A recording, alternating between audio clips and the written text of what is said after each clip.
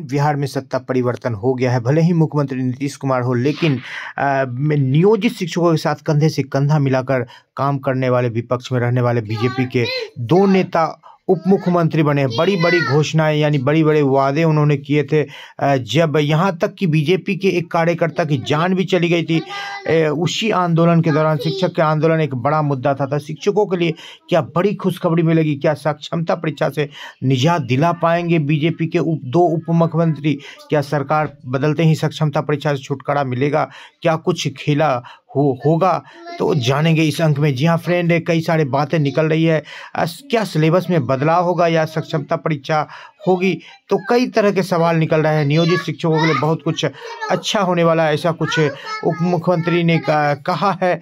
और कहीं ना कहीं जो है नियोजित शिक्षकों को उम्मीद है कि जो विपक्ष में रहने वाली बीजेपी की सरकार थी, जो कि सुशील मोदी ने एक बार कहा था कि राज्य का वेतनमान नहीं मिलेगा, उस गलती को जो है बिल्कुल सुधारना चाहेगी बीजेपी की सरकार। और नियोजित शिक्षकों के लिए कहीं ना कहीं, चाहे वो ट्रांसफ़र से संबंधित हो, चाहे सक्षमता परीक्षा से बड़ी होने की बात हो, या बिना शर्त राज्यकर्मी का दर्जा हो, या नियोजित शिक्षकों के वेतन में सम्मानजनक वृद्धि हो, इन सारी बातों को लेकर नियोजित शिक्षक लगातार उनसे गुहार लगाते रहे हैं और उनका आश्वासन भी मिलता रहा है। यहाँ पर TRE 2 में भी सुधार की बात कही जा रही है। तो देखने वाली ये बात होगी कि नियोजित शिक्षकों को क्या कुछ दे पाती है बीजेपी के ये सरकार, या फिर नियोजित शिक्षकों के लिए फिर वही बात ढाक के तीन पात।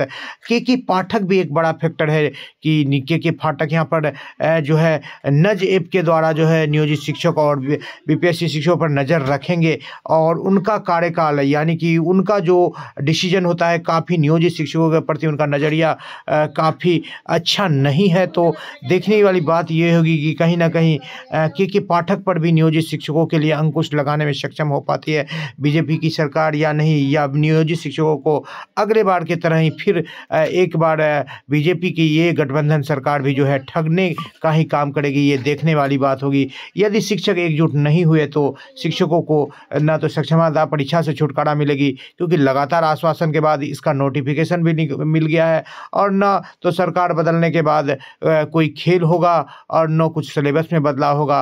आपको हार पाँच कर परीक्षा देना पड़ेगा और आपको अपना जिला बदर होना पड़ेगा। तो नियोजित शिक्षक के पास अभी मौका है, लोहा गर्म है और हथौड़ा मारने का समय है। तो सभी एकजुट होकर जोरदार हथौड़ा मारे तो सक्षमता परीक्षा से भी आपको निजात भी मिल सकता है और शिक्षकों के लिए खुशखबरी भी मिल सकती है, और एक बड़ा खेला भी हो सकता है और एक बड़ा परिवर्तन भी हो सकता है। जी हाँ फ्रेंड, वीडियो पसंद आ रहा है तो लाइक करें, और बंद कमर क्यों डरता है, फिर देख खुदा क्या करता है। अगर हिम्मत की ज्वाला नहीं है तो पत्थर भी फिर पानी है। जी हाँ फ्रेंड, जमीन पे आकाश पैदा कर, एक नया विश्वास पैदा कर। अरे मांगने से कुछ नहीं मिलेगा दोस्तों, तू भी अपना इतिहास पैदा कर।